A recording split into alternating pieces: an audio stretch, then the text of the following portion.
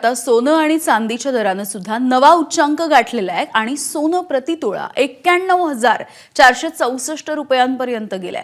सोन्याच्या दरामधील ही आतापर्यंतची सर्वोच्च वाढ आहे।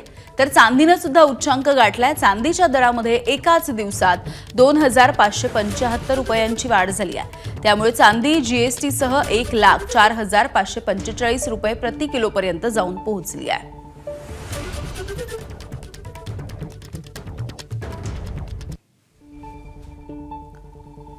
तर हे दर आपण पाहतोय, हा शेअर बाजाराचा इफेक्ट आहे का असाही सवाल आहे।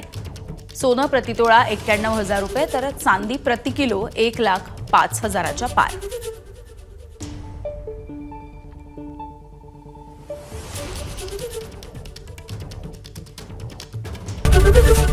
एबीपी माझा, उघडा डोळे बघा नीट।